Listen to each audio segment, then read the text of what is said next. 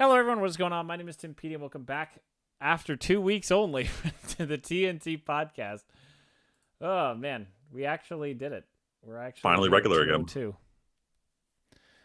202. Perfectly balanced as all things should be. What's perfectly balanced? The cast of our podcast. My name is Timpedia. Who's on my right? Wow. Freeman also knows Andrew, most knows Freeman, but who's on my the other left? side? Man, I want to talk about some of these games. All right, so There's a lot of games here. I forgot to put one down. Hold so up. E3 happened. Dude. For real. All three of the E events happened. All isn't it like 4? There was like 5 or there was also like women games and Latin games and stuff. There was a lot of gaming events, but we're covering most of the major ones that had news that frankly we care about on it. But we're just going to jump right in because there's a lot of game stuff. State of Play, Sony. Oh, this was great. We had such high expectations. We were going to get Kingdom Hearts 4 news. We were going to get literally anything. And what did we get instead? I mean, I'm not upset. We got the Final Fantasy Tactics remaster that everyone's been kind of like begging for a while. Before you get into any particular thing, Freeman, I just want to say one thing. Scrolling through all the articles for all these events, there are a lot of pretty good-looking video games coming in the future. Yes. It makes me sad that I'm going to play like none of them, but there's a lot of cool stuff that were at these events. A lot of cool-looking games and a lot of games that look like 2D Souls-like games that are really still trying to capture that Hollow Knight. So, I think of the 3 events we're going to talk about, there's one game in each that I'm probably going to play. Freeman, replaying a game you've already played again doesn't count. That doesn't. It does. It's a remake. It doesn't count, Tim. See though, I feel like Tactics. Like I was looking at this, I'm like, is it really that different? No. Is it really that improved? And it falls to the classic Square Enix remake problem. So you had the original team who made Final Fantasy Tactics for PS1, and then it got remastered by an unrelated team for PSP that added new content, which made the PSP version the definitive version for the longest time. And now they come back with the new remaster, which, in addition to having just the original game looking prettier, has what they're calling like the rebalanced version. So you can choose either the original or the improved rebalanced experience. But because everything on the PSP version was not made by the original team, they view it as fan shit and don't want to include it in the remaster. So we now have the classic scenario of there is no definitive edition. Even though the new remake is probably objectively the definitive edition. I thought in the 2 versions of the game, the base version of the game is based on the PSP one. I thought in terms of translations. Oh, okay. Yeah, the English translation is, but the actual content set isn't. Oh. And I'm not the person to talk to because I don't know what's different about War of the Lions versus the original because I've only played like the first 20 minutes of War of the Lions and said I'll get back to this, and it's been like 15 years. I mean, I don't know anything about it. I just know what I heard on one of the podcasts I listened to where they sounded pretty hype about it.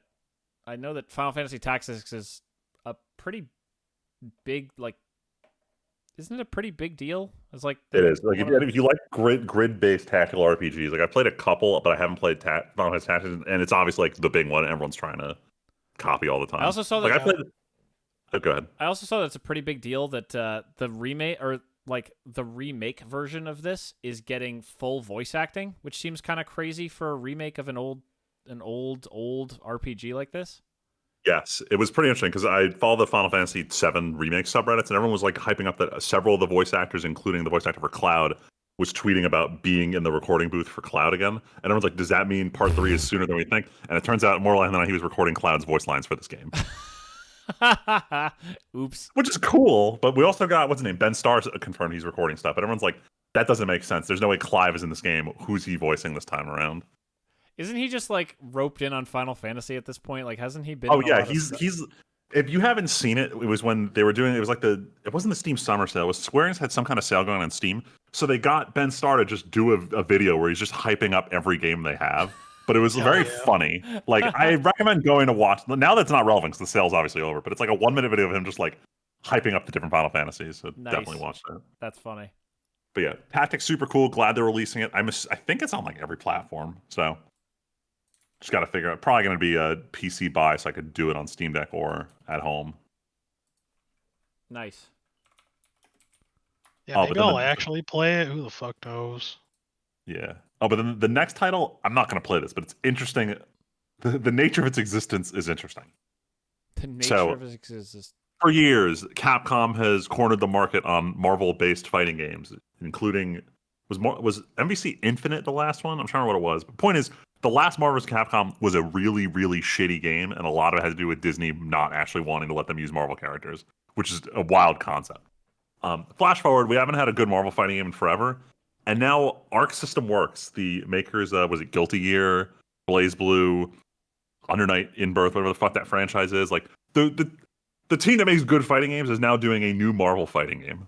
Yeah, Called they are Marvel probably Token. the biggest, like, most successful fighting group outside of Capcom. I mean, Blaze Blue Fighters, all that jazz, like they're big. Anyone who watches Evo knows who who these guys They are. did Dragon Ball Fighters, right? That's what I said. Yeah, fighters. That's sorry. Okay. I should have when I didn't say all of You fighters. said yeah. Blaze Blue Fighters. I was like, I'm No, not sure sorry. what game that was. Blaze Blue and Dragon Ball Fighters. There you go. This seems also crazy. There's 4v4. I don't know if a fighting game has ever really done that before. That seems insane. Like, how do you swap between all those characters? That's wild. Yeah, I wonder how it's balanced. 'Cause, like, even if Tim, do you ever play Marvel vs. Capcom? For funsies, 5 minutes a million years ago. Like, especially in 2, it's super easy to just like spam your allies showing up to the point that it's kind of a clusterfuck. So I can't imagine both teams having 4 players doing attacks at the same time on screen and not just being a massive cheese fest. I think one of the craziest things about this is that apparently also there's leaks or rumors that another Marvel vs. Capcom is also still in development. It's like, what's the point? I don't know. This looks cool. I'm not going to play it. It's a fighting game, but I mean, like, look, Marvel Rivals has been killing it.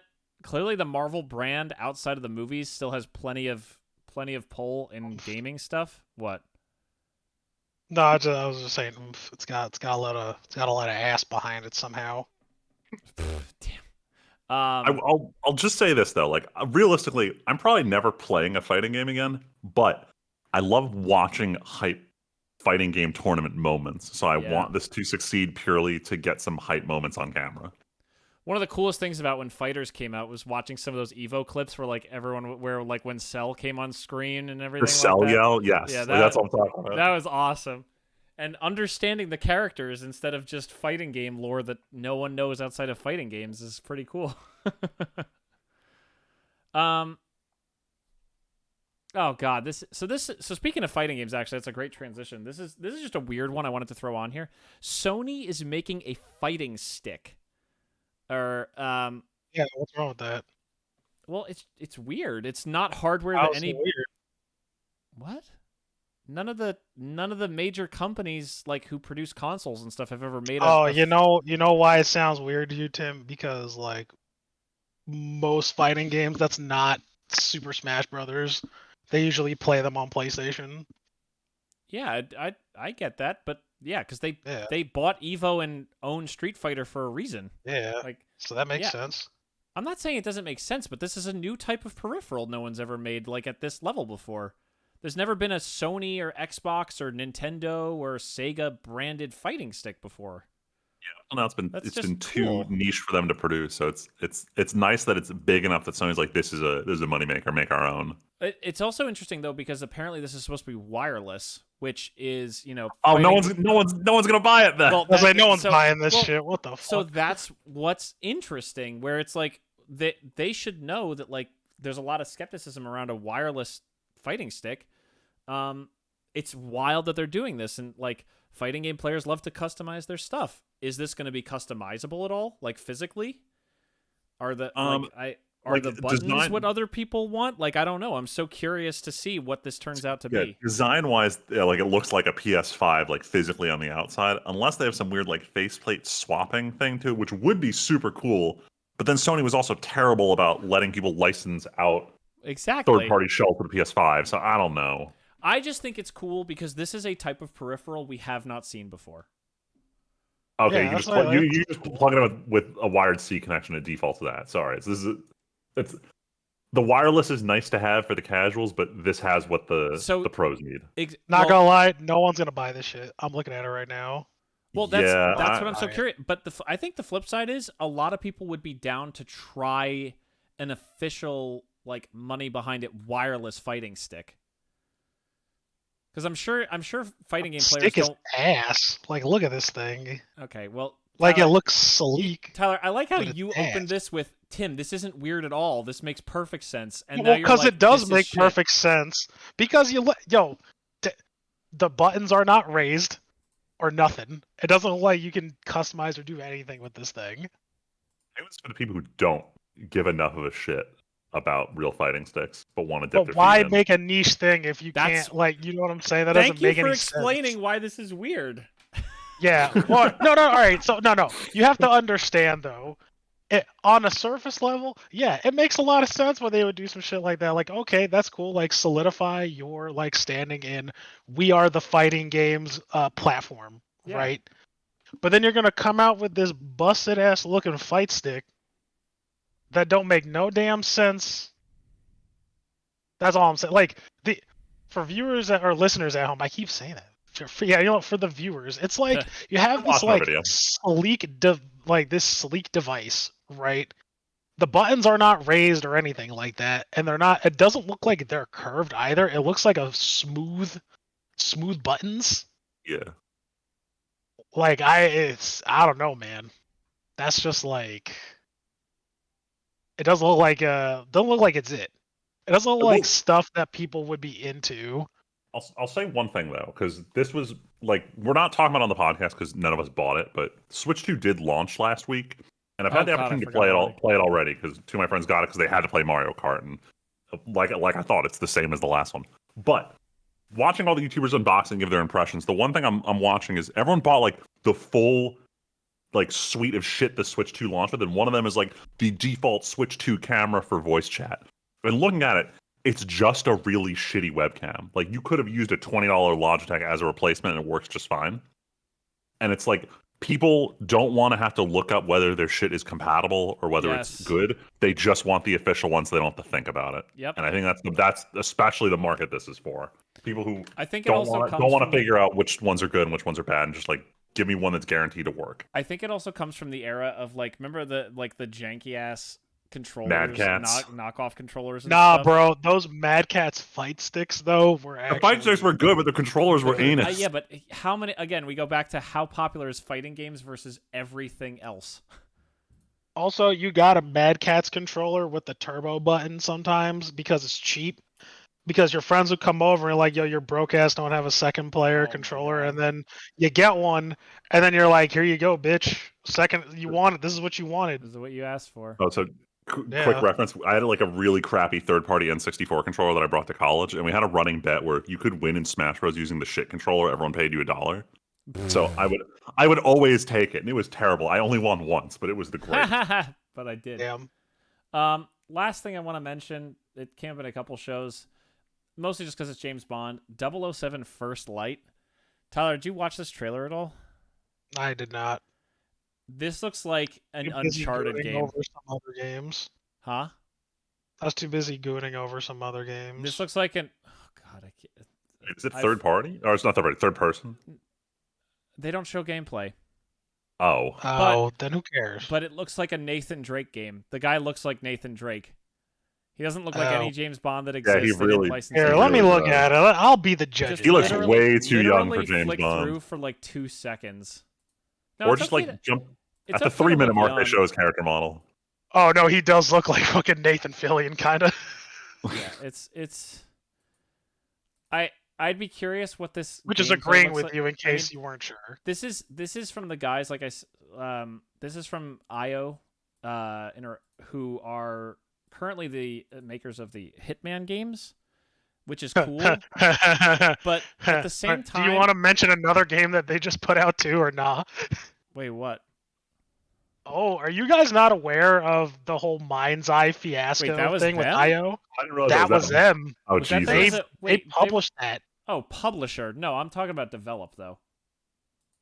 Nah, it still counts. Still, they're taking a financial hit on this one. Dude, they're they're cooked with Mind's Eye. I can almost Well, they should be. guarantee you It looks that like they knew that this game was gonna be ass and they just released it. Because there was no marketing, no nothing. It was just thrown out there, and I bet they were hoping that this would die quietly. So I completely missed the Mind's Eye controversy the first 2 days because like I am subscribed to most of the Monster Hunter subreddits, and there's an ability called Mind's Eye that's always up for debate about whether it's worth running or not. So there's just constant threads of Mind's Eye is fucking terrible, and I'm like, well, okay, yeah, I knew the skill was bad, but whatever, and I moved on, not realizing people are talking about a completely unrelated video game. Yes. Dude, it's wild. You guys should check it out sometime. It's hilarious. It's like, yeah, I don't know. It's just bad. Well, all I wanted to do was bring up that the new 007 game exists. It's been a long time since we had. Was it the GoldenEye like weird remake thing that was the last one? Yeah. Yep. I think so. Kind of crazy that so little's been done with the brand. This is the first new Bond thing I'm aware of since No Time to Die came out. So we know that Amazon got full creative control. I'm sure this has been in the works for a while. If it's fun to play, great. But I don't know. Bond has never struck me as... I mean, obviously GoldenEye is like the big thing. And back in the day when it was like the likeness of Pierce Brosnan and things like that, gaming was pretty big. But like outside of the Pierce Brosnan era, I can't say Bond video games have ever been particularly good or successful. So, bruh, what are you saying? Are you saying, oh my God, Agent Under Fire was not good or successful? that was Because wasn't that Brosnan? I had to look up. Oh, I thought you meant like any. Was. Nightfire was also successful. Oh, you're saying outside of the. Yeah, we're Brosnan. trying to figure out which ones weren't. Are you even listening to me tonight, Tyler? Like, what no, I thought. What do you mean not said, listening to you? I said all the Brosnan during the Brosnan era, the games were good. Since then, like Daniel Craig era. Nah, Quantum of Solace was all right though. I didn't play that. Also, you know what? That's because you know why it wasn't successful because Quantum wasn't successful. Because Quantum was the worst James Bond movie in like the last 30 years. Which is super ironic because the game was actually solid. Well, I don't know how to transition that, but that's enough James Bond. That's already 15 minutes on the first transition. one. Let's this is going to be way quicker. We can talk about the Microsoft stuff in 5 seconds. The only really big news here, Steam Deck for Xbox, the ROG Ally. It's the happening. Biggest thing ever. Like, so this is the biggest thing ever. This is what Valve wanted. They just wanted other people being like, we're going to run Steam OS that defaults to the Steam store for you to buy games on Steam. They did it. That was the entire objective of the Steam Deck program, and it worked. More game sales. Wait, isn't this a Game Pass machine? Is this the one? I'm sorry, I know ROG is making a handheld that runs Steam OS. Is that this one or sorry? No, I'm not. No, you're right. Sorry, this is the Microsoft. No, yeah, that's why it says during the Microsoft show. Sorry, I'm so Steam Deck coded that the other ROG handheld announced the. Never mind. I don't think anybody's gonna buy this. Nah, I think there are people who will buy it for their kids. For their kids, yeah. See, but I feel like if you're gonna buy anything for your kids, it's a Switch. The problem is, if my kid's a fucking loser, I was gonna say once your kid turns 13 and they want to play actual Call of Duty, is this the hand? Oh my god, you don't want them using the TV. Call of Duty machine. Like, in the same way that some kids had Nintendo DS, the cool kids had the PlayStation Portable. That's what this is. Oh my god. Yeah, but actually, the console that had its own proprietary disc thing and crashed. The UMDs, dude. My brother, we had GTA on PSP. I'm pretty sure the Click Adam Sandler movie is still, the UMD is still in my dad's house somewhere for my brother. Oh my god, an actual movie on those discs. Yo, I had a few, man. When my family did a lot of traveling to Utah, that thing was good. Anyway, the ROG Ally, it's if you have Game Pass, honestly, I bet this is kind of worth. But if you don't have Game Pass, you probably don't even care that this exists. Did they go over the performance specs of it? Because I'm curious if this is like, is it better? I forget, is the Series S is the shitty one of the current Xbox? Is this better than that, or is it like if it runs on Series S, it'll run on this? No clue. I would assume so. There are 2 of these. There are two variants of this. There's the ROG Ally and the ROG Ally X. So they Take a look should have at named it the specs Ally for the- S and the Ally X. With 8 more gigs. So okay. If you go to the page on Microsoft, the ROG Xbox Ally has 16 gigs of RAM and a 512 gigabyte hard drive. The Ally X has 24 gigs of RAM and a terabyte of SSD storage. Huh. I'm trying to see if there's any other stuff. Has remote play, whatever. It lists an AMD processor in it. The AI Z2 Extreme and Z2A. I actually kept up on computer 1080p, parts, 120 hertz, FHD display. I mean, oh yeah, no, they have a full spec breakdown. Sorry. Yeah, bottom of the page, they have a full spec breakdown. Cool. Listeners, just get yourself a Steam Deck instead. You can play Call of Duty on Yeah, that. you can actually like run Game Pass on it. So like it's not this isn't like Game Pass is not exclusive to this handheld. Game Pass is on Steam Deck, really? I mean, Well, you gotta be a little more technical though. Yeah, to you get have to exit Steam OS and go to the Linux desktop, and then you just run it like you're running a regular handheld computer. So like if you bought not the ROG Xbox Ally, just the regular ROG Ally, and that's running Windows, you would run your Game Pass stuff the same way you would do it on Steam Deck. You just have to know how to get into desktop mode, which is not that hard. You hold down the power button, and instead of clicking shutdown, you click go to desktop. It's really not that difficult. But it requires a button press, which is way more than the average person is willing to do. Well, as we were talking about with the fighting stick thing. True. I'm going to do 2 quick game things, then you can wrap it up with the big one for you, Freeman. Sure. Gears of War Reloaded.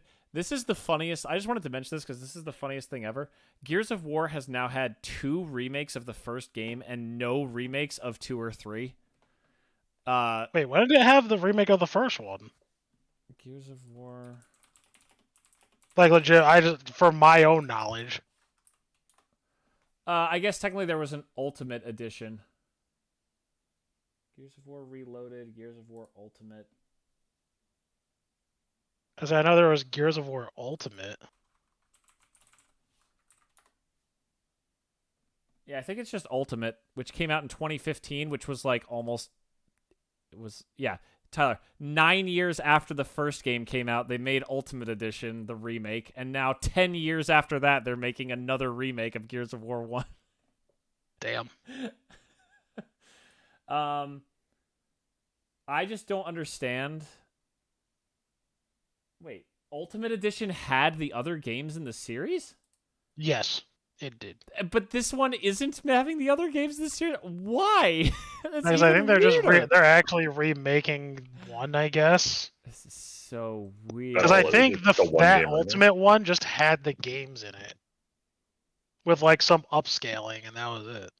Whereas this is like a from the ground up remake.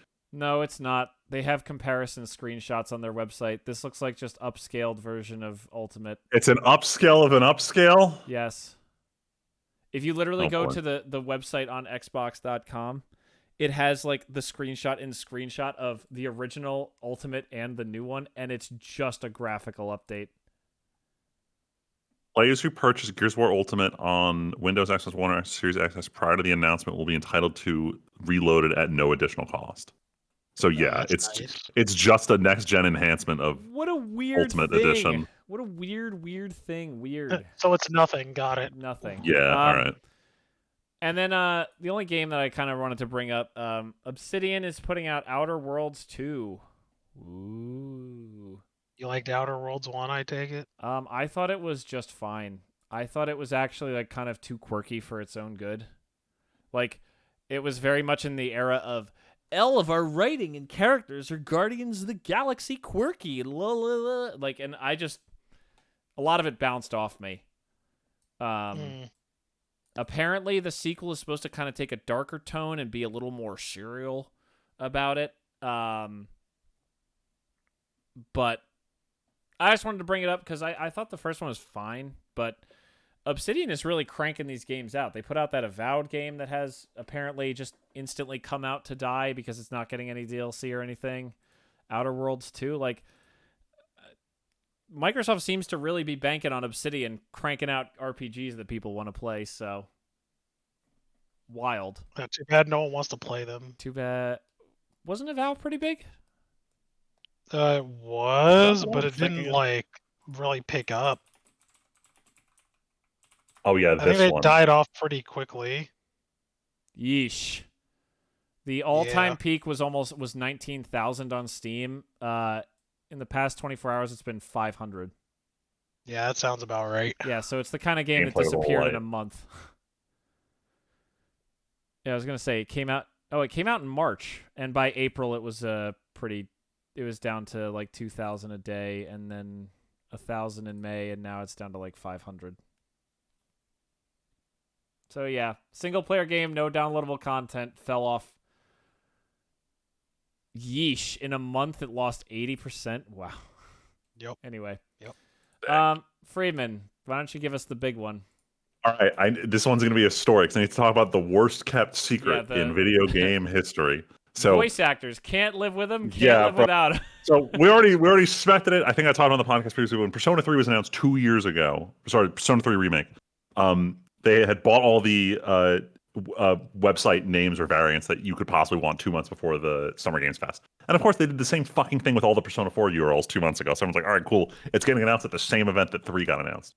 And then like a couple weeks before, people were tagging Yuri Lowenthal, the voice actor for like your best friend in the game, Yosuke, about like, are you going to be reprising your role? Because in 3, they effectively replaced the whole original cast, but they did bring back most of the cast to voice side or background characters. They just wanted a new cast of voice actors for the lead roles, and it seems like they're going to do the same thing for 4. So Yuri Lowenthal goes and he's like, they didn't even reach out to me about being in the Persona 4 remake, which is not a confirmation of the remake because nobody reached out to him about this game that nobody knows exists or not. And everyone takes that as like, oh my god, it exists. It's a real game. It's confirmed now. And then every voice actor, even ones who weren't involved in Persona 4, started joke tweeting like, I am also not involved in the Persona 4 remake. So everyone's like, okay, so now we're just waiting for it to be announced. Now that everyone's talking about it. So they put out the shortest teaser trailer I've ever seen, which is very clearly a tech demo of the character models running in the Persona 3 engine. So we are nowhere near this game coming out. I'm honestly shocked they revealed it with this trailer. It was so little. And it was so little that it got Persona fans arguing for weeks about, is this game dead because it's bluer than original Persona 4? And it's like, motherfucker, it's just the engine. Let them fix it. They're going to make it yellow when it comes out. Yeah, it's oops, we got accidentally revealed by the voice actors on Twitter. We better just put out something because it does exist. It's like, we're not Square Enix. We can't just deny the existence of this game for another decade. As it's been existing this whole time. Yeah.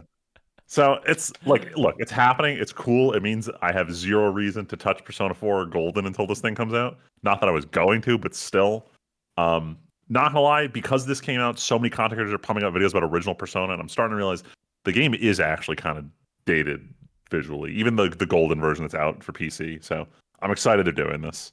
Not playing it at launch, I still have to play Persona 3 Reloaded before I touch this, and unfortunately, ReFantazio bumped that into probably the second half of this year for me. So we'll see when this comes out. All right, that's 2 shows down. Now for the third E3. Day 3 of E3 coming at you live from San Diego. What was the convention center they always did it at? Or was it San Diego? I know San I know Diego what the Convention building looks Center. like. I just don't know which one it is. I think it's the San Diego one. That's San where I Diego was Expo last Center. year. Whole bunch of stuff. Tyler. Resident Evil 9. Biohazard. Oh yeah, Biohazard 9. Biohazard If 9. you don't live in the state. Honestly, I always was like, man, I like Biohazard more. I mean, Resident Evil's got its own like thing to it, right? It's got its own aesthetic, but I'm like, yeah, Biohazard probably should have been it. But I think Resident whatever. Evil was better back when it was like the campy like horror thing back in like the 90s and early 2000s. Now it's like Biohazard kind of. Although Resident Evil is so iconic, I think is the flip Yeah, side well, of it. Like any game could come out these anywhere. days with Biohazard. Well, I'll say anywhere that is not the United States, it's called Biohazard, though. Hmm. I don't know if you knew that. Wait, what? So Resident Evil, It's not like in the the US only United title. States. Oh yeah, it's called Yeah, Biohazard. yeah, Yeah, that's why I made the joke. yeah. Yeah. No, I know it's Oh, outside. okay. I feel like Resident Evil just has taken over as the name so much, even though it probably is still It Biohazard everywhere. probably Anyway. should, especially with the movies, the It's a Mila Jovovich Oh movies. yeah. Tyler, are you excited? yeah. Yeah, that's right. I'm excited, asterisk, because it's following this chick from the FBI, and I'm like, who the fuck is this? Like, do I know her? And turns out her mom is from the Resident Evil Outbreak games, and I thought those games were ass. Uh-oh. And so I'm not happy about it, but Wait, whatever. I forget. Did you like Village? Bro, I fucking Tyler played Village a oh, lot. I couldn't remember. I don't. I I can't just tell remember you how 4 many times I remake coming beat out. Village. I was gonna say you played at least like 2 or 3 playthroughs right after release, right? Try like 5 or 6 after Okay, I release. knew it was a lot. Damn. I knew you were like literally cycling through. Look, it's Yeah, been 4 I years. I beat forget. it. Yeah, I beat it like 2 or 3 times just to like get through some shit, and then like I was just beating it just cause I'm like, yo, I fucking love this game. This game's good. This game is Resident Evil 4, man. Like, I fucking loved it. What else? Oh yeah, but I'm looking forward to it. That's all I gotta really say about it. They didn't really release. Apparently, they released gameplay footage to like some people, like a closed thing. Um, and they were saying like positive things, but I feel like they were only saying that just so Capcom could invite them back. But who knows? I am interested in seeing it. As you guys know, I love Resident Evil a lot, so yeah. I isn't it pretty exciting to go back to Raccoon City, Tyler? How do you feel about that? well, Tim, I do like Raccoon City. What? I don't know. The way you said it sounded like an interview question. Yeah, that's what I'm trying to Was go being for. I'm funny. trying to. Yeah, and then I get was like, well, Tim, oh, Raccoon okay. City is a big, I'm glad it's you a big asked. part of my life growing up, and I'm looking forward to go back back to it again. No, but I genuinely Uh, like. What do you think of the idea? Because I heard that part of it was, or like some of these ideas have been in place as like potential, like even back as far as Resident Evil 4, there were potential ideas and original gameplay concepts and stuff of doing this. So kind of dumb, but like I honestly think it's kind of interesting too because I don't think it's nothing like that has come up again. There's been a lot of games in Raccoon City, but like there's been nothing post nuke. post nuking Raccoon City. Yeah, like if you think about it, this is in this universe, Raccoon City is like Chernobyl. Yeah. Like this game, I would imagine this game. I mean, I could Stalker. Like this could be a Stalker kind of game, if that makes any sense. But yeah, I mean, I'm excited for it. I really am excited for it. Nice. They've recently, out of all their Resident Evil games, none of them have missed since, including 3. I think 3 was good. It just was kind of short. A little lacking, but not bad. Yeah, it was a fun little romp, but like none of these games have missed since 2 7. remake was great. 7, 8. Four fucking masterpiece. 8 Tyler, was a masterpiece. Tyler, would you say the only real dip in the main series was 6? And 5. You think 5 And was that Outbreak. bad? And Revelations. And Revelations 2. And Dead Aim. I could go on. Well, I meant main series, like numbered games. You think 5 was that bad? I thought 5 was bad. I thought 5 like people liked that game because it had fun co-op mechanics. Yeah, it did. So as like a co-op game like Army of Two, like sure, that yes, but I honestly didn't even like it because of that either. I didn't like any of it like that. There were other games at the time that I could play that were co-op multiplayer, calling back to Gears of War, that just felt and played way better. And tonally, it just 5 just didn't sit right with me. I liked Sheva. I was hoping they'd actually bring back Sheva though, and any of these other games, and so far they haven't. Shiva and Resident Evil 9 Sorry, confirmed by Tyler. Was Bro, 5 during the please. PS3 era, or was that still? Yeah. Yes. Okay. Yes. Because I played it on 360 co-op with Ed. Yeah, like people liked it because of the co-op.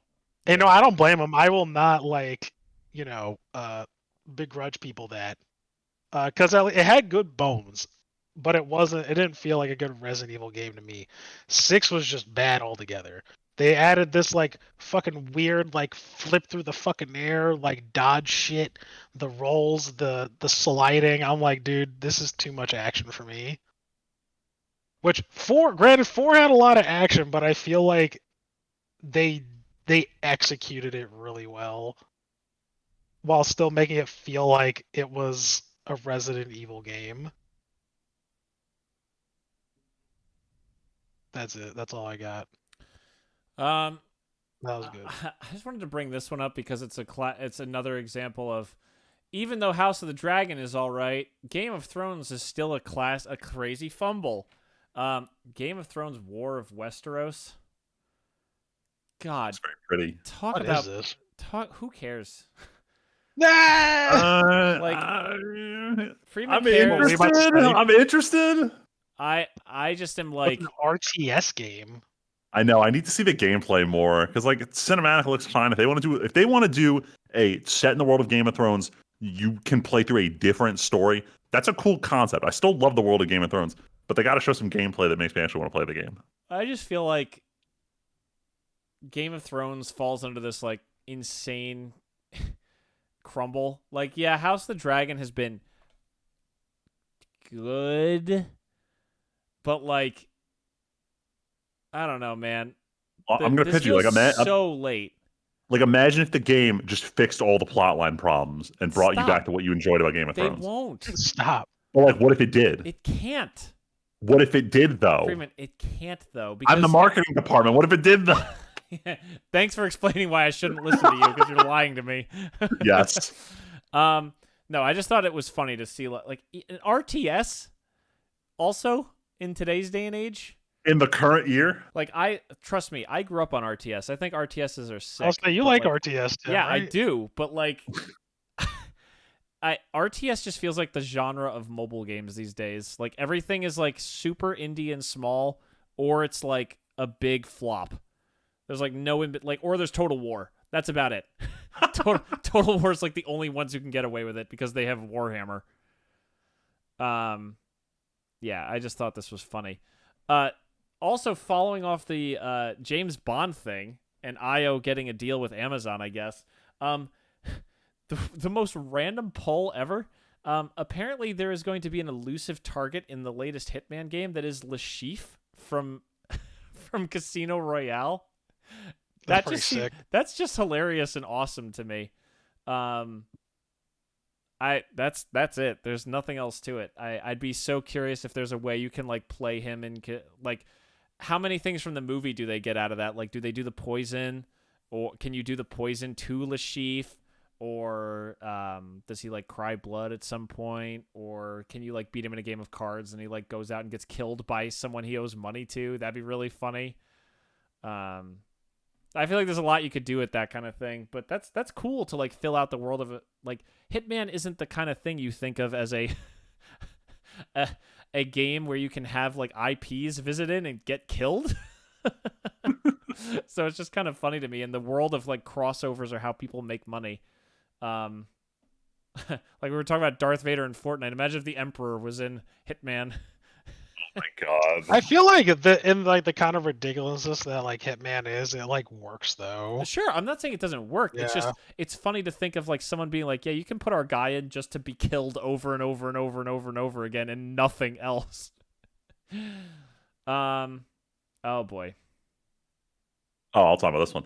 We're getting a new Scott Pilgrim game. That's a sentence I never thought I'd say out loud, but we're getting another. It seems like it's another side-scroller beat 'em up pixel art game in the same vein as the last one we got. But just like last time, we're getting Anna Monoguchi to do the soundtrack, which is amazing. I've already been a fan of them for a while. They have a new album coming out, but to hear that they're coming back to do the game when they've been in this weird spot of we're a chiptune band that doesn't want as much chiptune in our music anymore, only for them to be like, nah, fuck it, we're doing a chiptune soundtrack. It's super sweet. Trailer looked very good. It looks very pretty. But not a lot was shown. I'm excited. I don't expect this to be like a full price release based on what it is, but I'm always excited to see more Scott Pilgrim. Hell yeah. Hell yeah, brother. I like the original one that came out. I haven't played it since Xbox 360 though. When it I came mean, out, you were joking about Castle Crashers earlier, but like it scratches that same itch it of just really co-op does. side scroller.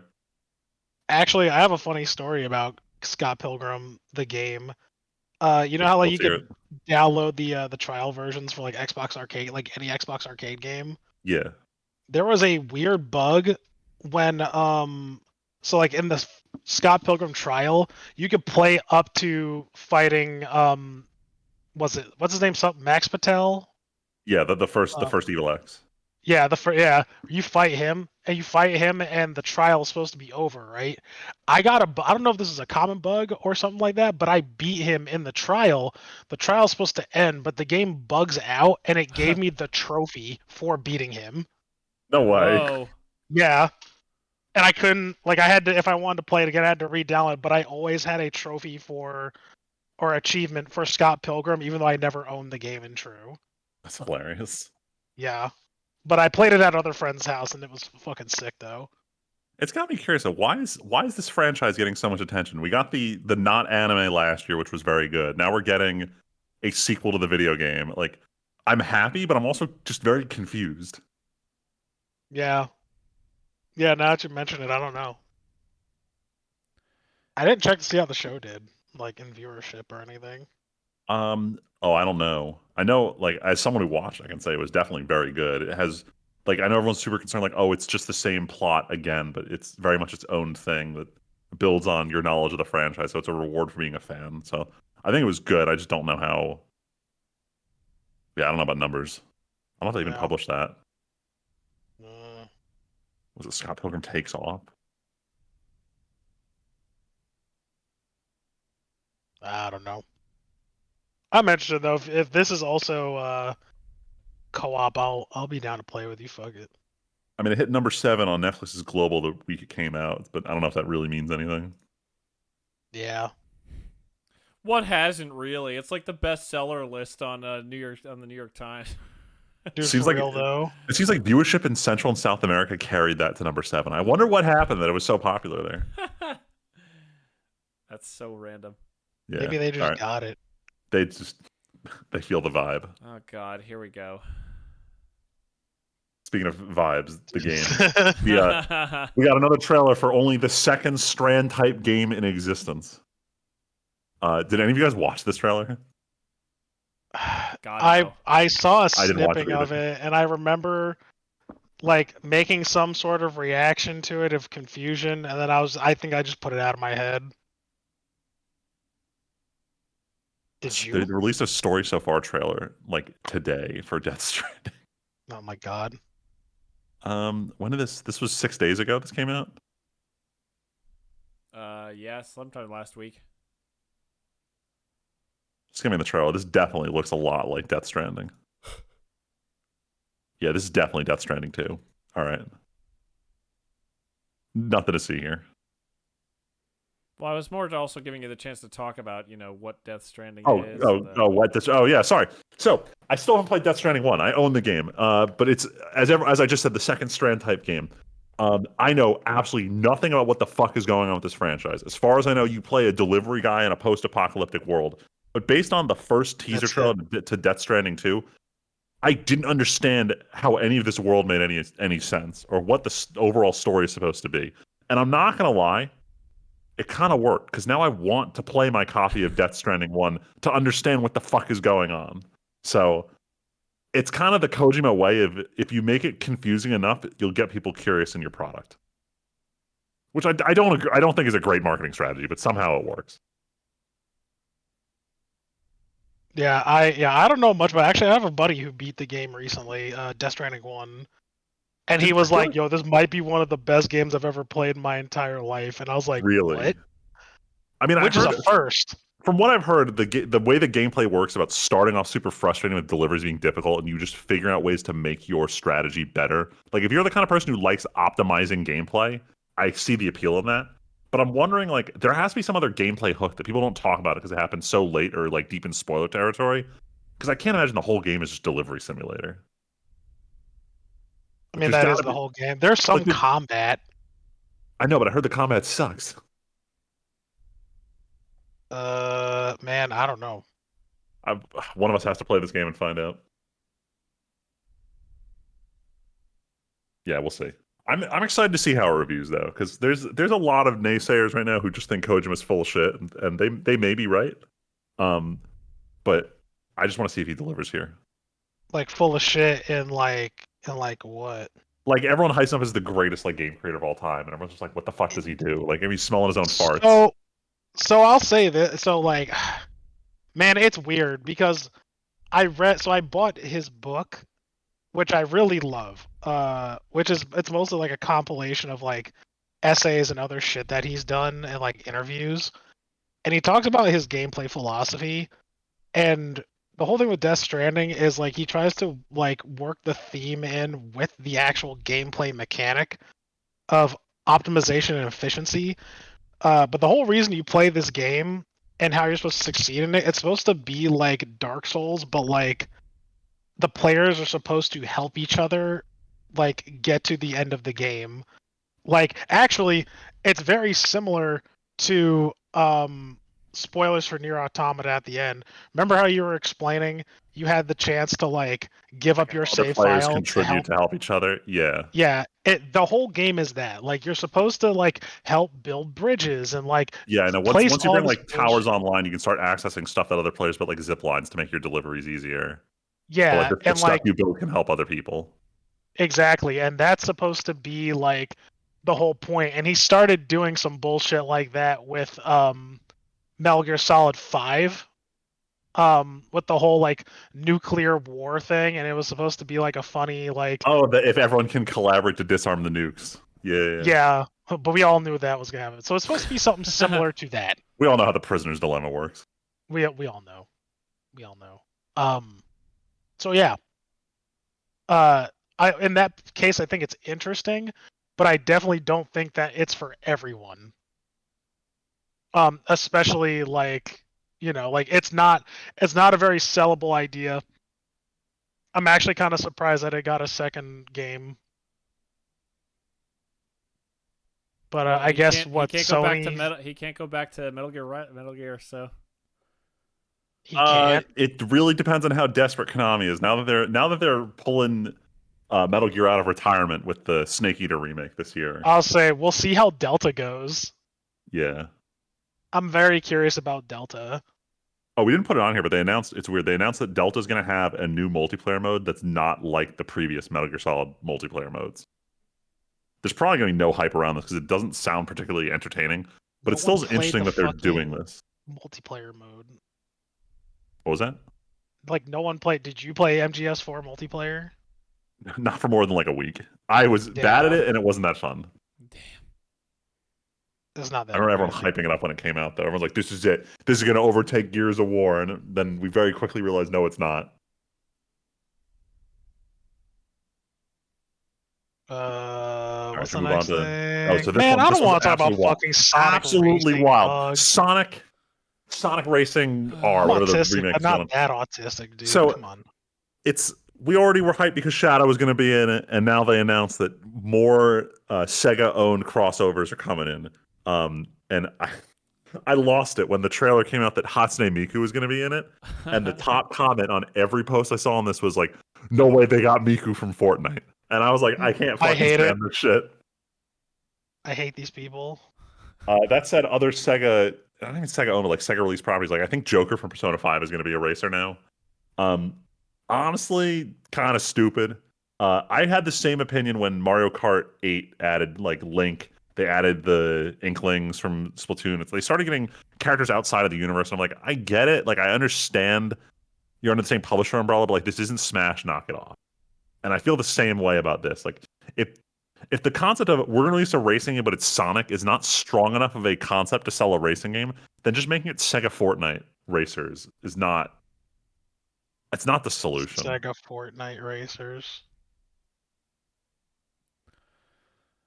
I don't know, man. mean, They want to try something. It's like Universes Beyond, man. You got to find something to make the money.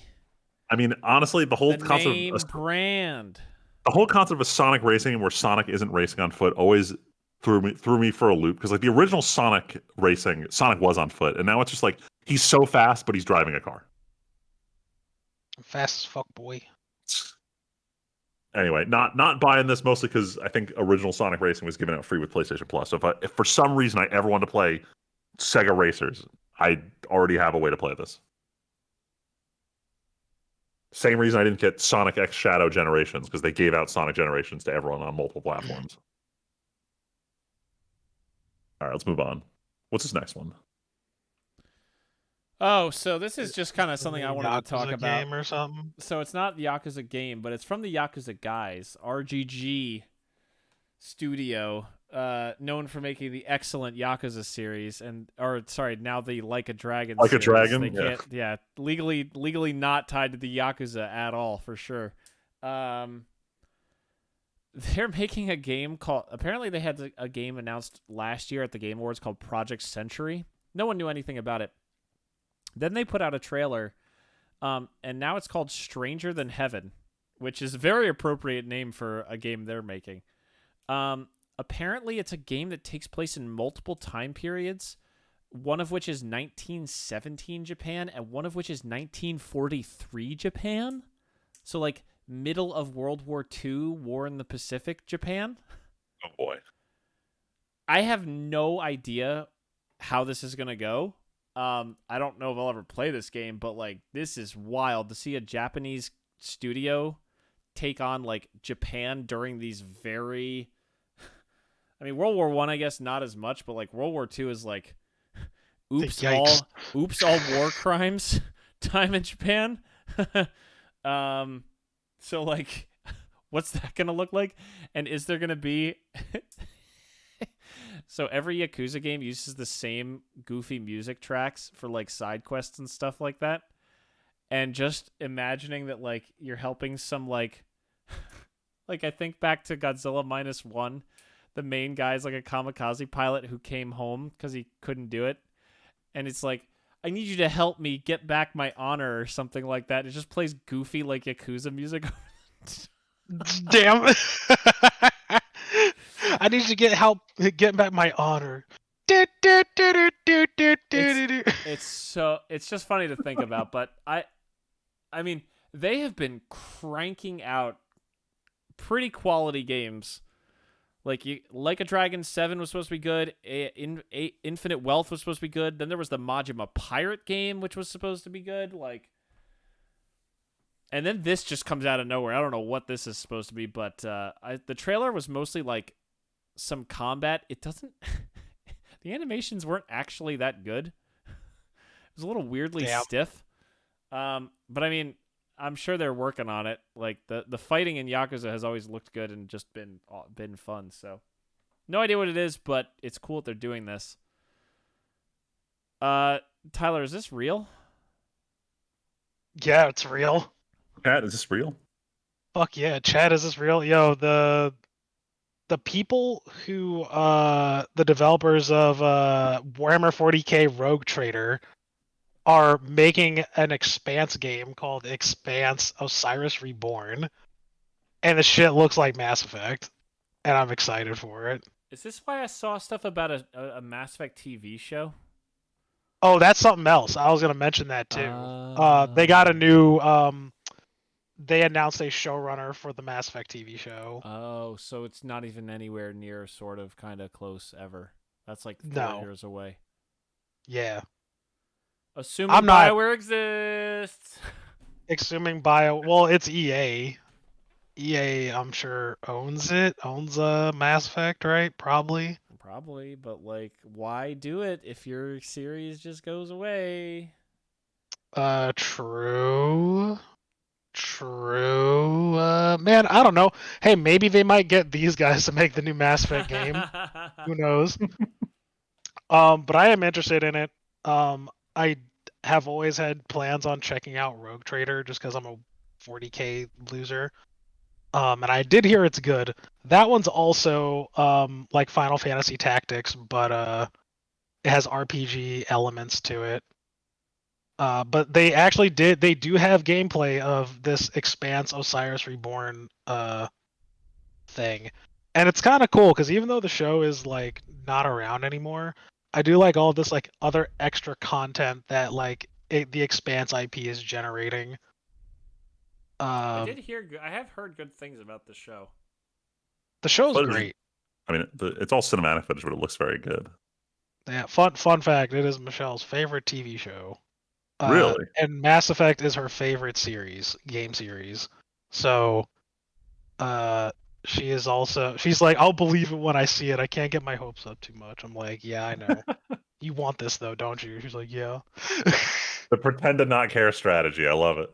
Yeah, she is on that big if true belief. Yeah, so that's cool. I'm interested.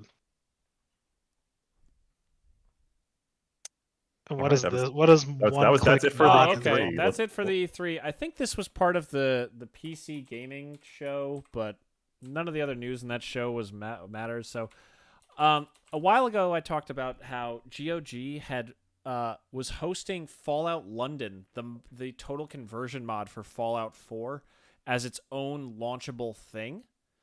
Apparently, that must have been successful because they are now starting a series of GOG One-Click Mod installs, where you just click a button and boom, a mod gets installed like a game. I think this is fantastic considering modding really is awesome. I think Steam Workshop was really good about this. Like, I've been trying to mod Oblivion Remastered, and my god, downloading each mod individually, even with Nexus's mod manager, like, it's such a nightmare. I tried to install a mod pack about a week ago for Oblivion Remastered that had 70 mods. I assumed I would click a button and it would download them. I had to click through every single mod and tell it to download the mod individually. Which, don't get me wrong, is still much easier than it used to be. I remember modding KOTOR 15 years ago and having to download things, put them in the override folder, put them in this folder, that folder, run an executable in this one, millions of things. But I think this is really cool to make these big effort mods. Like, not every mod needs this, but like big effort mods get this. The one that really excites me is, funny enough, playing Oblivion Remastered. This is also the year that Skyblivion, the Skyrim engine remake of Oblivion, is set to come out, and GOG announced that mod will be a one-click install on their store. So if you own Skyrim, you can just click a button and download Skyblivion, and they will keep it up to date. They will make sure they will help with patches and stuff, and you can just click it and play Skyblivion. And I will probably re-buy Skyrim for the first time since I pre-ordered it on GOG so that I can play Skyblivion like this. I would love to do that. And I think playing Oblivion Remastered with Val and then switching to playing Skyblivion on my own later this year is going to be a really funny comparison. That's neat though. That's kind of. I think giving access to fan projects that are really big like this, like total conversion mods especially, are always a massive undertaking. And I think supporting those and making them easier for people who don't put as much effort into modding, I think that's a huge, huge step forward. I think that's awesome. And then, man, I never thought I'd be talking about this news story. Yeah, we didn't need Spaceballs 2, dog. We didn't need it. We don't. They're not calling it by the joke title Spaceballs 2: The Quest for More Money, are they? No, I think it's just called Spaceballs 2. Which is upsetting. Damn. See, that they already fucked up. I I don't know. I feel like okay, Mel Brooks is 98. You may not He's live to alive. be Honestly, near. I'll keep it real. He's still alive. Oh The yeah, fuck? dude. He did the trailer, or he didn't. He's Oh, starring that's in this. wild. Yeah, he's 98 years old. He was in the teaser for Spaceballs 2. He sits in a chair and he's like, "Thanks for coming back, everybody. We're looking forward to making Spaceballs 2." That's crazy. Dude, Rick Moranis is going to be in it. This is. I don't understand how or why.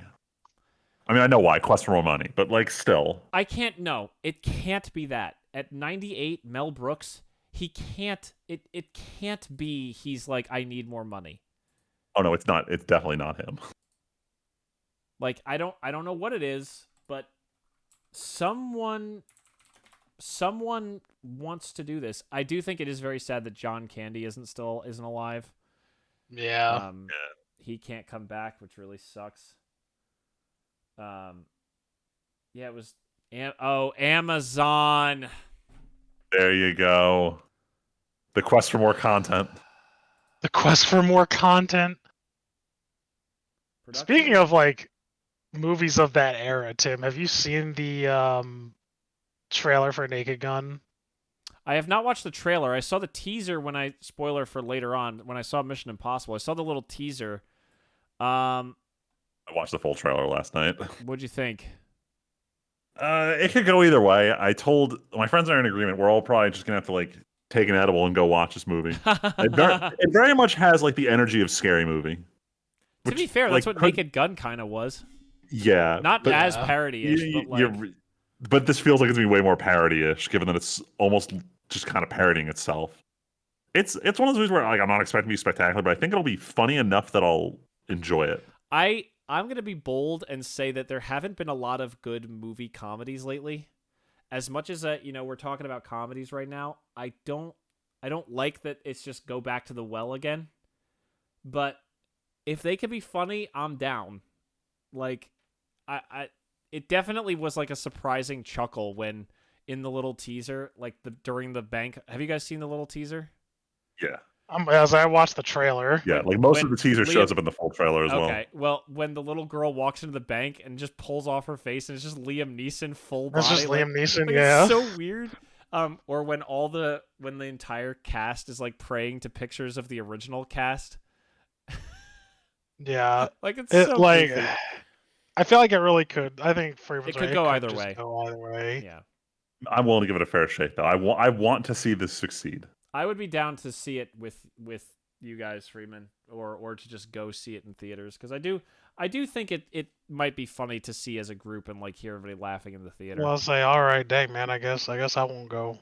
Well, I said because Freeman said his group was going, Tyler. Obviously, I want to go with just you Like, guys. if people are interested, also, I'll coordinate something. Freeman, or Tyler. Also, you and Freeman have other friend groups to go with. I have you guys or nobody, so... Actually, I've been to the movies by myself 3 times so far. The last 3 times I went to the movies, so... I didn't say you go all the time, but you have other options. I don't have other options. I have to just go with... No one wants I won't leave either of you boys out. We'll coordinate something to watch this movie. Okay. Also, maybe we'll do that in like 3 years when Spaceballs 2 comes out. Right. Good Lord. Oh wait, so what part of Star Wars are they going to parody with this movie? I mean, to be fair, Any guess? Did you watch the little video? The little video is literally a title scroll, like the Star Wars title scroll, where it lists all the things that have come out since the first Spaceballs movie. Oh my Literally God. in the text, they say there's been a prequel and then a sequel, A sequel, a prequel, a sequel. Yeah, oh my so God. it's a long rambling thing. It's pretty funny. And then Mel Brooks comes on screen and says, "Yeah, we're making it. See you soon, everybody." And that's the teaser video. The Schwartz Awakens in 2027. Good Lord. All right. Yeah, I'm just curious because it feels like Spaceballs is like one of those like great lightning in a bottle movies. It's like, how do you even follow that up? Yeah. I don't know. We ain't found shit.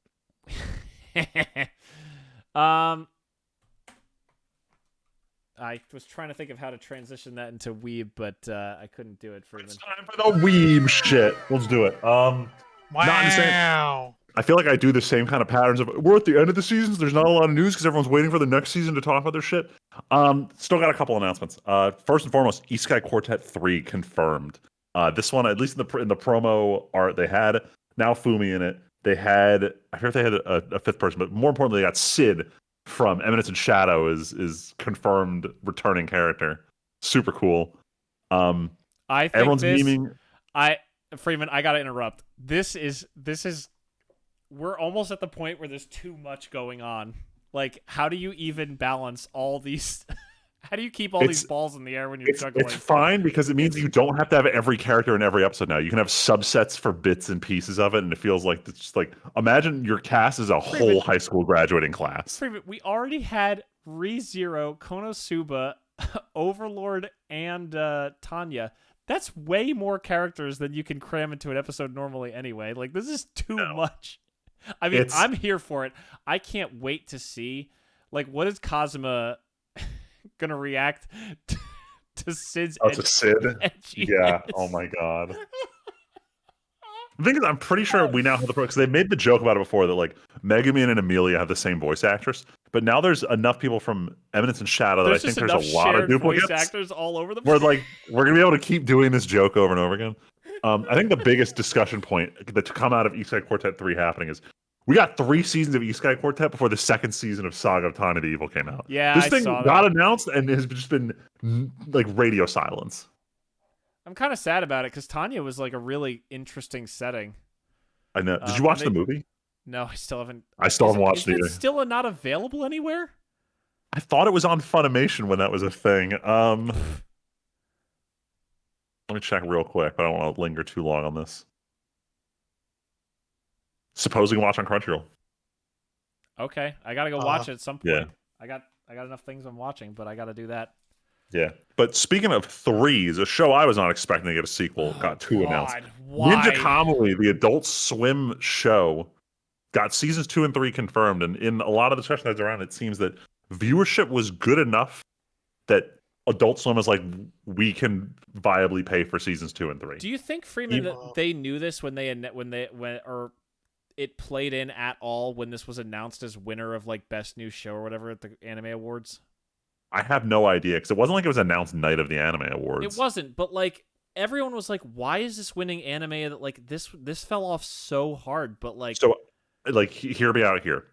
The average viewer, and I'm talking about the same kind of person who thinks Solo Leveling is the best anime to ever be By the made. way, you didn't include it, but Solo Leveling confirmed by Sony to be the most streamed anime ever on Crunchyroll ever. I'm not surprised. Every year it goes up in terms of number of people who like watch anime in general. So this year's biggest will always be better than last year's big biggest. shonen show is. It was Demon Slayer. Now it's anyway. The idea that it could win a category meant there were enough people who, despite the quality problems of the show, watched it and enjoyed it. And that's all you have to do. If you can target mass media appeal, you got it. And it seems like Ninja Kamui was brain dead enough for people to enjoy it. So there we go. That's why we're getting 2 more seasons of it. Very unfortunate. Wow. Moving on to anime movie release news. Crunchyroll confirms that they will be handling the international release of the Dragon Maid movie. Why does this take so long to confirm every time? Because it's despite the fact that Crunchyroll is owned by Sony, who is partnered with Sony of Japan, who owns Aniplex, who is releasing this movie. Despite the fact that they all fall into the same corporation, they don't mingle like that. And I don't know why. It's so like, dumb. You'd think them doing all these corporate mergers would help with this shit, but apparently they just let everyone run like independent companies and they have to broker deals between branches of Sony. So that's why this happens. Either way, super cool. Movie's gonna be fun. I forgot to check whether they're doing theatrical release for this or if this is just like global streaming, but if it's theatrical, definitely down to go see it in theaters. Absolutely. But then speaking of botched theatrical releases come to streaming. Oh my god, I saw... The Rascal Doesn't Dream of Bunny Girl Senpai, this franchise, which had 1 season and then had a movie, of which the movie was only in theaters for 2 days, and then it was yes, because I pirated it. You were unable to watch this in the United States unless you bought the limited edition release Blu-rays that they stopped making because they wanted to sell a new one that had the dub. Only way to watch that. Since then, 2 movies have come out. Rhapsody's Dream of a Knapsack Kid and Rhapsody's Dream of a Sister Venturing Out. Both movies, both canon, both adaptations of the next books in the franchise, both must-watches before you watch the new season that starts in 3 weeks. And you'll never guess how many movies are now available for streaming. Tom, That's I right. know Only the first one from back in So 2019 is now being Wow. added to streaming. The other 2, which are must-watch canon material for this next season, are unwatchable outside of Japan. I hate it here. And they expect people to give a shit about the new season of the show. I don't get it. And I can't. There aren't even good fan subs on the internet. I've tried. There's one team subtitled in Spanish, and everyone tried to like just translate that to English, and it did not work at all. So it's infuriating. I just want to watch these stupid movies. I will pay to rent them. You put them on YouTube for that $4.99 rental shit, I will do it, Aniplex. Please let me pay you to watch your movies. Please. Let me I'm pay asking you. I'm pleading with you. Honestly, Freeman, I think I said this before. No longer care enough. I don't blame you. Damn. I don't blame you. This was a cool concept when it was season 1, and then it just was like. Yeah, this whole reboot the timeline, but it's exactly the same nonsense, but and the movie also, was like, so stupid. Legitimately, this is one of those cases where like the concept was cool, but like it took too long. It's taken way too long to put out more content in this for me to keep following along and caring. Like, I don't care enough to stick with it.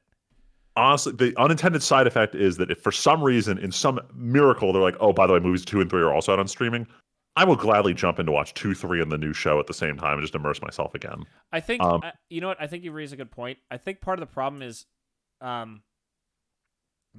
should rephrase. It's not just how long it's been. It's also that the show was so complicated and weird with its own bullshit. Or like the rules of how it distorts reality. The rules of this show are so only for this show that like if you're out, it just becomes like impenetrable gobbledygook again. It does help that each arc is self-contained with its bullshit, so I'll give it that. So like nothing. Okay, I say it's self-contained, but movie 3 is literally retreading the whole. Oh my God. What happened to the alternate personality, the sister we wiped out in arc 3? Oh my God, I can't. So I just want to watch this fucking movie. Just let me pay. Please let me watch this movie. Anyway, moving on. Last topic. This isn't anime news, but I wanted to throw it on here instead of the watch/played. But I briefly went over in our group chat about whether you guys be watching Gundam G-Quacks. You cooks, yeah. Because now that I'm 8 episodes in, and the story has finally gotten past its we're doing underground robot fights premise, and they realistically, they only kind of use it as a hook to get us back into what this is. For anyone who's out of the loop, this is an alternate timeline of the Universal Century of Gundam, where if instead of Amuro Ray getting the Gundam, if Char got to the Gundam first and used it to win the war. That's the timeline we're in. And after roughly episode like 4 or 5, more and more of the Universal Century stuff starts happening. Characters who showed up in Zeta Gundam, who were just immediately after the war, are all showing up here. And I realize it's not so much this is an alternate telling of Gundam, this is modern Zeta. Because at the time that Zeta came out, like OG Gundam is what, the 50s, and then Zeta's aired end of 70s, early 80s, where it's got that 80s aesthetic, where everyone in all of the colonies now has updated technology, updated fashion sense, updated sensibilities, because they're in like the 80s.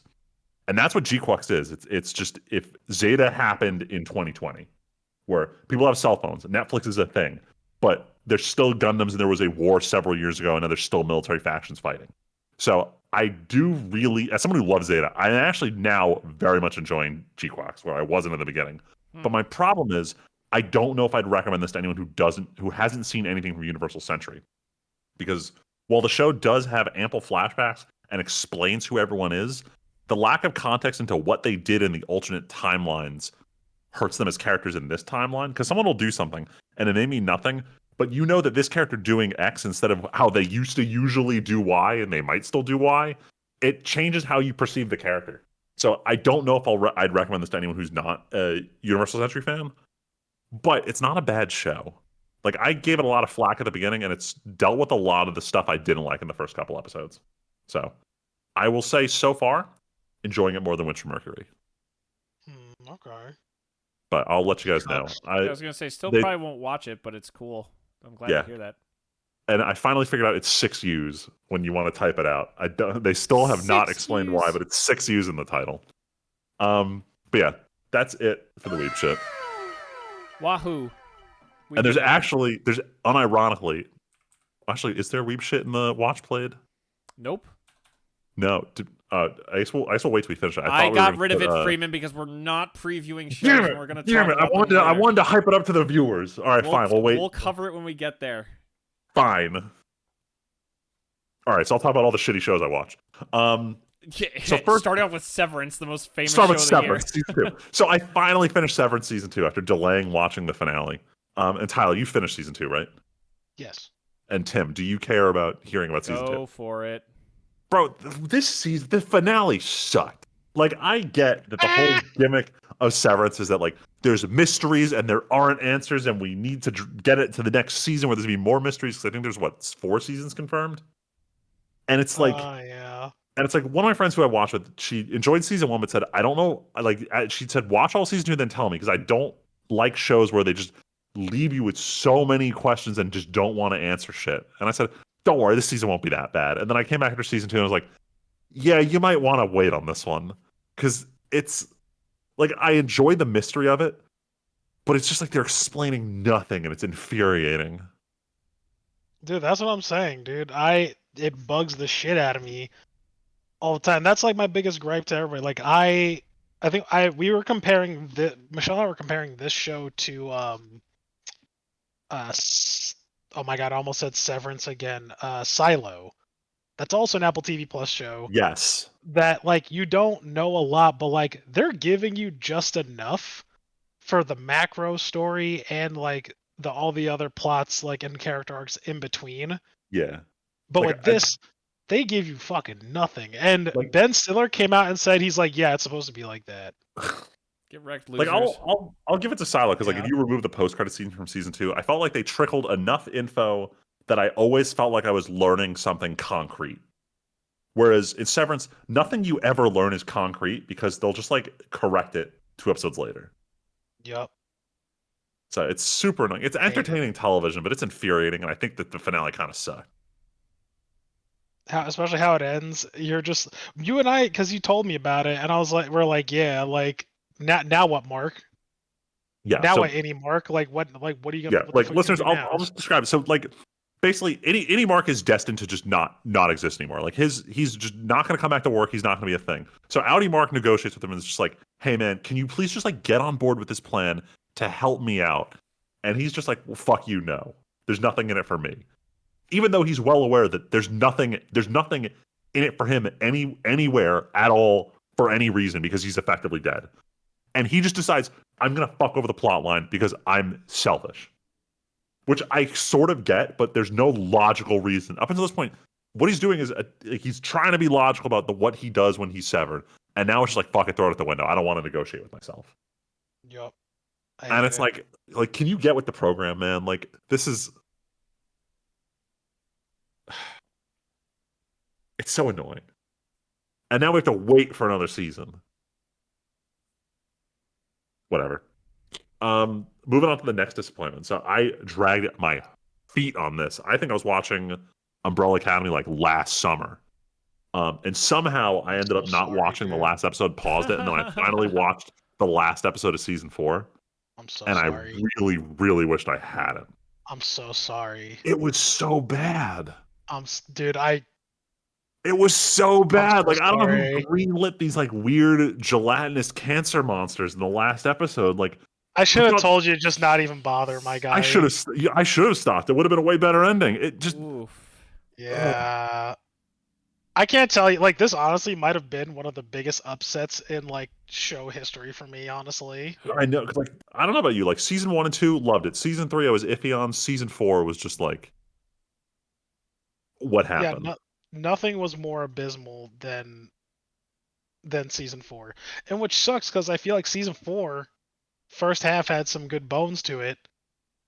It had a cool story structure, but like the last half, like the entire chasing Ben section. So I guess like the last 3-4 episodes, it was just like, this is not a good plot line, and none of the buildup is good. It was fucking terrible. That last season was abysmal. Yeah, Damn. it sucked. It really didn't help that it was Dude, very, it was so it was good. very The show good. was good. Yeah. But this very much reeks of Netflix being like, we're giving you funding to shut down this show. End it, make it go away, is how it felt. Ouch. Especially with the last scene. Like I know it's based on comics. I don't know if they went like, I almost said anime original, live action original for this. But Live if action. that was the ending of the comics, I'd be kind of livid too.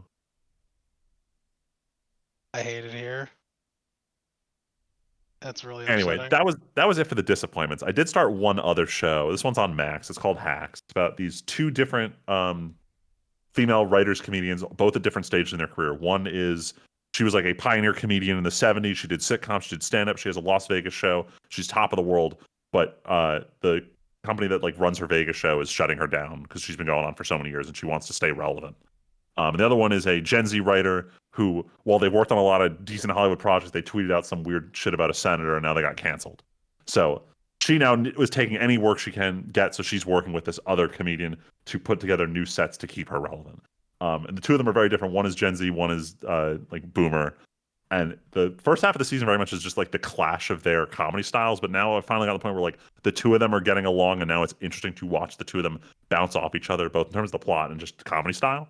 So I'm very much enjoying it. I think there are 4 seasons out, and I'm like 2/3 of the way through season 1. So I'm gonna keep watching this one. It's pretty good. Nice. Yeah, it seemed kind of interesting actually. I recommend giving it a shot. The only problem I have is that the Gen Z character, she's very annoying for the first couple episodes, and then there's like a really, I think it's episode 4 or 5 is like stupidly heavy out of nowhere, and then she becomes way more likable. Hmm. All right. All right, let's move on. Who's next? Uh, All Tyler. I watched a bunch of shit So much. again, but like I'm only gonna talk about a few things because like the rest are just kind of nothing burgers. Oh no, actually, Predator Killer of Killers was actually pretty good. Ooh. You guys should watch that. It's a the new animated Predator movie. Uh huh. It's animated. Yeah, it's kind of dope. It's kind of dope. It's kind of an anthology actually that all gets kind of tied together at the very end of the movie. It's like basically 3 short films, and then it takes those characters from the 3 short films and then combines them into one short film at the very end. Ooh. Yeah, it's very. I thought it was an interesting concept actually. The action's really cool too. But I watched Warfare. That was fun. When I first saw you put this, I thought you were saying Warframe. Warframe, yeah, I stopped playing Warframe for a bit to play fucking Helldivers again. Did you see Warfare in theaters or? No, I wanted to see it in theater, but I never really got a chance to. I've been either busy or my schedule just hasn't had enough time for it. So I watched it at home, streaming, and man, it was really good. And the only reason why I wanted to see it in theater is because I heard the sound design was really good for it. So whatever. I thought it was really good. I'm not a huge fan of Alex Garland stuff, so I was interested in giving it a try, but I ended up liking it. One thing I liked, I wanted to note, in case you guys read my review on it, I don't blame you if you didn't, because some of them are long as fuck. This one was long. I haven't opened Letterboxd once. Huh? I didn't watch any movies this week, so I haven't opened Letterboxd to see any of your Oh, content updates. Every other Oh, day, there's a yeah. new Tyler one. Yeah, every other day I got a new fucking thing there, and it's either it'll range from this movie is a bop to like here's my thesis on why I think this Literal movie is not thesis. a war movie and or a war That's, movie. Like, that's how we know the difference between a good and a bad movie. Bad movie, we get like the multi-page essay from Tyler. The good movie just says movie is good. but see, no, I had Up because I watched Up also recently. I gave it a 4.5 and a like, and I'm like, this movie's fucking great, and that's it. That's it. Warfare is Warfare 4 stars. I rated it, but I gave like a whole thing because like I was like I don't know, I had thoughts, like if I have a lot of thoughts around something I'll write like a little bit more about it, and this one was like I thought it was very divisive on whether it what people were divisive on whether it was a pro-war movie or an anti-war movie, and I'm like there maybe both. See, I was anti-war movie mostly, but the other part is I'm conflicted because I didn't know until the very end, right? They were showing like behind the scenes like snippets where apparently like the whole like show or sorry, the movie is based on a real SEAL sniper team that held up in not Korengal. Where the fuck were they? Um, where the fuck was it? Whatever. It takes place during the global war on terror. And Okay. they get made and they completely get shot up. And this is based on a true story, a real operation. And to shoot this movie, they actually were able to go to the house that they were shot up at in Iraq and film there. Like 20 years after the whole incident like occurred in the city. Which I thought was interesting, but I also thought it was really fucked up. Like, especially like why I say it's not a war movie is because they clearly depict like the opening of the movie is this the team gets in under the cover of night and they say, hey, the team leader is like, yeah, I want this house, and they go into the house, they basically round up the family, shove them in a room, and just take control of that house. And by the end of the movie, big fucking shocker, the house is blown to shit and everything is ruined, and they just kind of leave. The ones that survive, at least. Um, but I thought it was interesting. And I was saying how I didn't like a lot of Alex Garland stuff, but like this was pretty good. But I also realized this is interesting too. Tim, I think you were there the other day yeah, you were Yeah. there when I was watching 28 Days Later, but I didn't realize that Alex Garland wrote 28 Days Later, and I thought that was interesting. Maybe Just you're an interesting turning tidbit. around, Tyler. Nah, because I didn't. I actually DNF'd Civil War. I was not a fan of Civil War, Really? uh, which he came out with a couple years prior. It was just like I don't know. Just something about it just didn't resonate with me. Tyler, here I he yeah. also wrote some other movies you really like. He wrote all the 28 Days movies, like not just like Yes. he's writing all of 28 Years, all three parts. Yes. He He wrote wrote Dread. he wrote Ex Machina. I didn't like Ex Machina. Oh, well, he wrote Annihilation.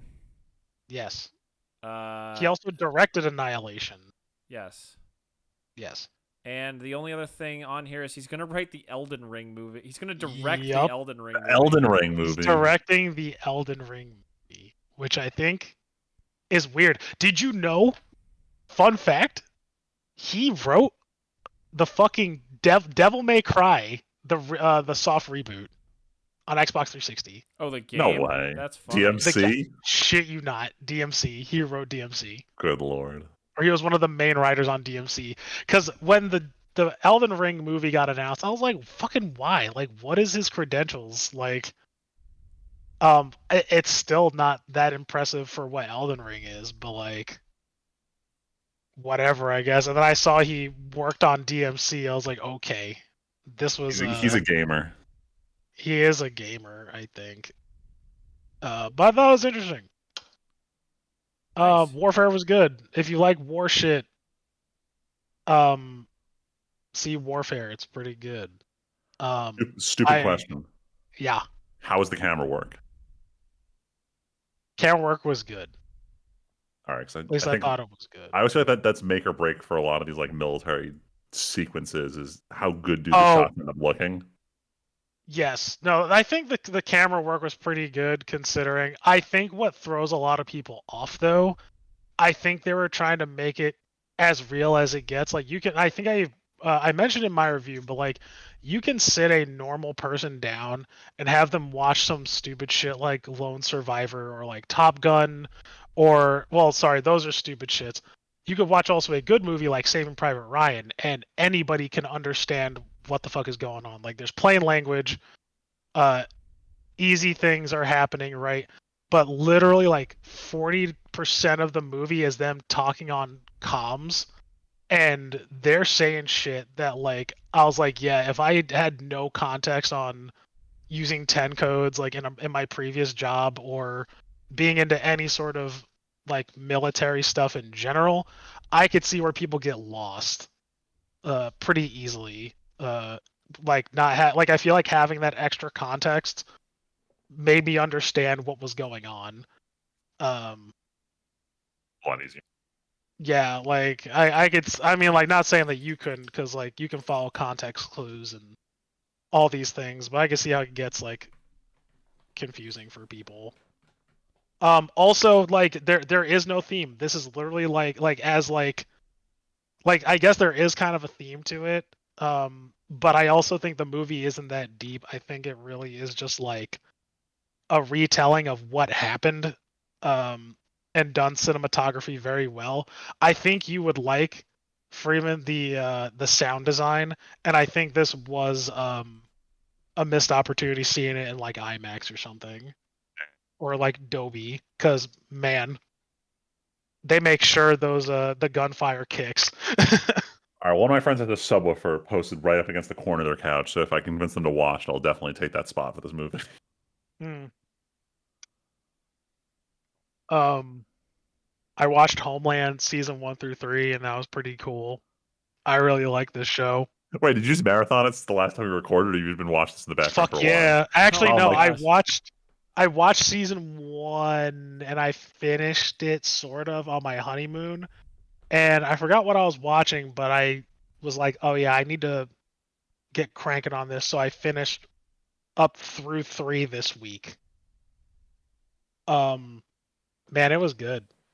I really like the show. I was hankering for another spy show since Jackal.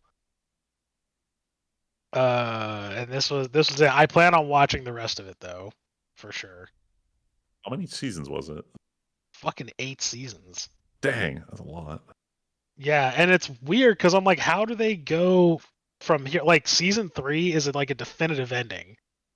I really don't know how they plan on going from this, but apparently it stays the same, and some people say it gets better from here. So we'll see, I guess. Interesting. Usually these long running shows like struggle around the time season 4 rolls around to keep it going. Yeah, that is why I'm curious. So I'll let you guys know. I'll probably won't report back in until I finish the show. I stopped here because it felt like a really logical place to stop. I was like, this is probably a good time for me to like go and get a palate cleanser. I'm trying not to oversaturate myself like I am with these fucking RPG games. I feel you. It's Well, fucking me up. speaking of oversaturating yourself, I only have one thing to talk about because next week I will start having so much anime to talk about from this current season. I am watching more than Freeman is right now in terms of anime Yes. this season. I have picked up too many non-anime hobbies to compete with him this season. I am. There's a shocking amount of good shows. I'll talk about them next time when they finally all finish. But I did go see one live action thing, one movie in theaters with my dad. I went to go see Mission Impossible: The Final Reckoning, and I did not see Mission Impossible: Dead Reckoning. I That's have funny. seen every other Mission Impossible though. This was all right. A movie. Yeah. I think they need to stop now because it's kind of on a downhill. You know, the 4, 5, and 6 were really incredible movies. Ghost Protocol, Rogue Nation, and Fallout, they were all very good.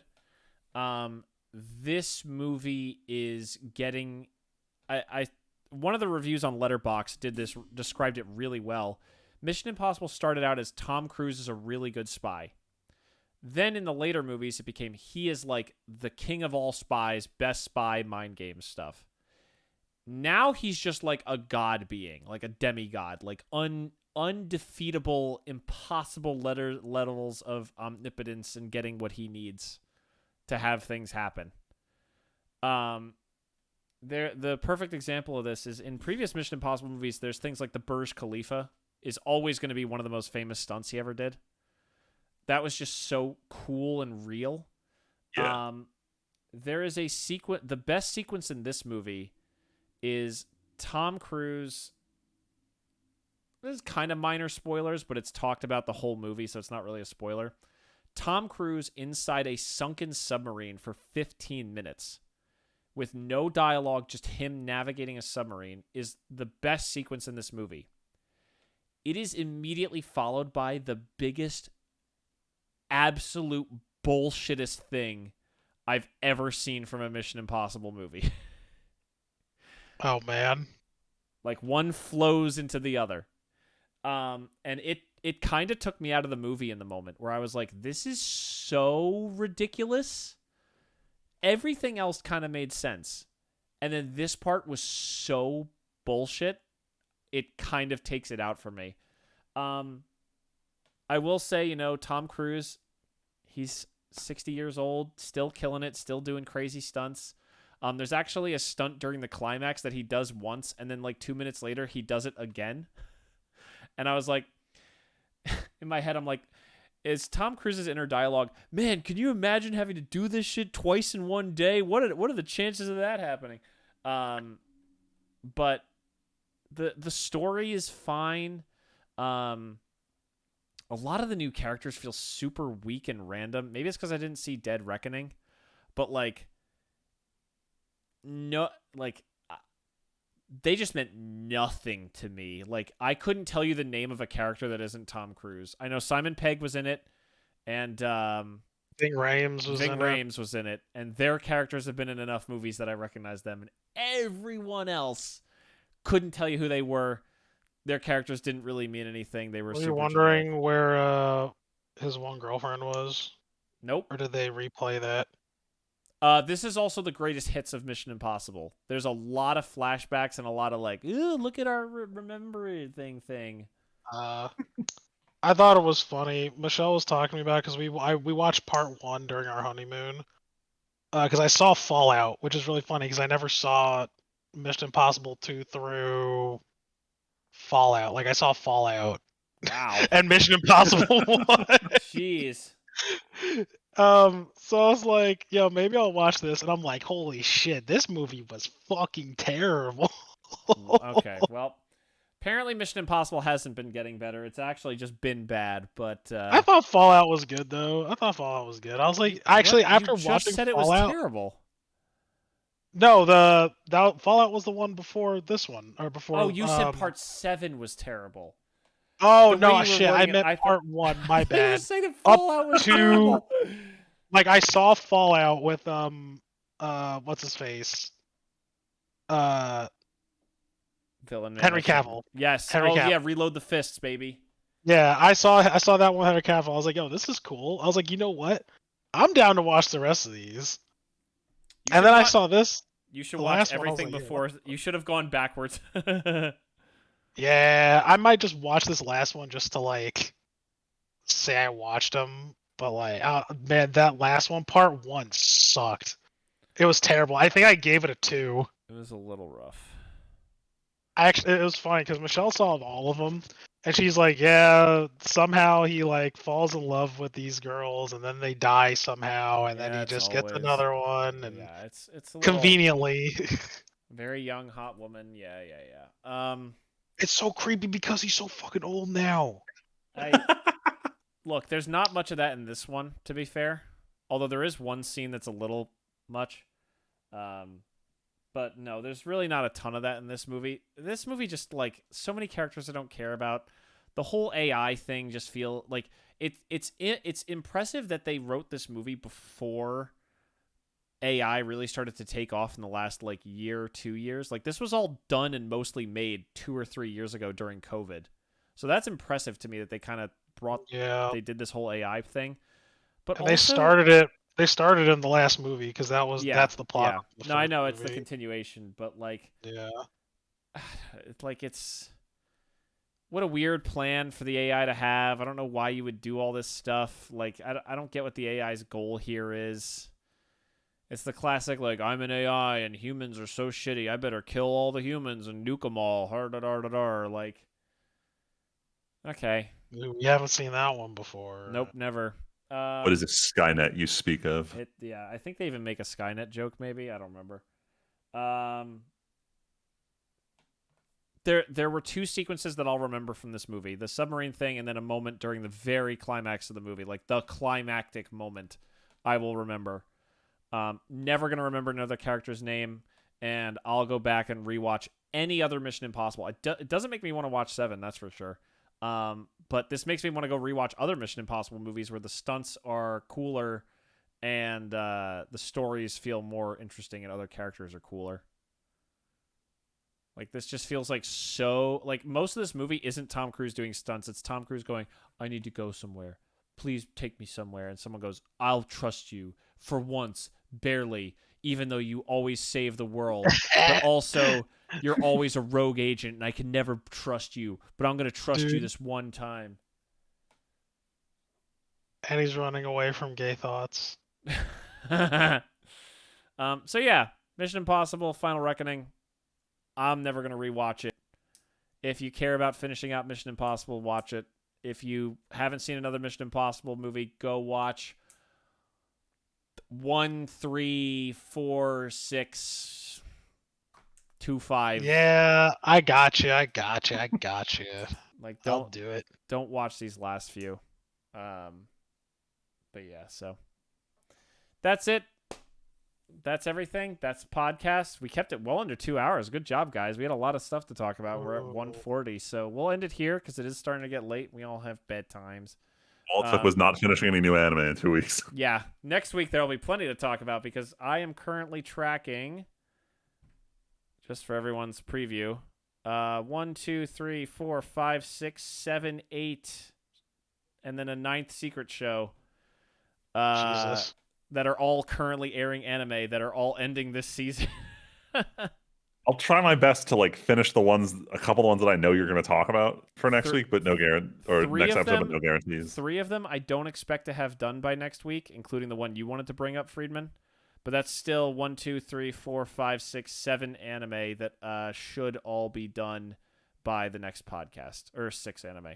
That should be done by the next podcast. I have no idea if I'll be good on a podcast, but I'll do my best to catch up on Vigilantes and Fire Force so we can at least talk about that. Yeah, you should catch up on... If I had to pick one, I would say Vigilantes, because, boy, this week's Vigilantes was great. Thankfully, Vigilantes is the one that I'm only one behind on. Spoiler, so everybody, that's pretty easy. Somehow this My Hero spinoff is one of the most exciting anime of the season. I would never have guessed that going into this season. I think it's fair to say it's one of the more exciting seasons of Hero Academia, but... That's just me. Yes, this is in fact better than probably season 3 and 4. Yes, definitely. Yeah, 1 and 2 in the latest are pretty good. I might even say the villain arc because I didn't like it as much. I don't know. This is we'll get to that in the next episode. We'll talk about it next time. Until next time, though, my name is Timpedia.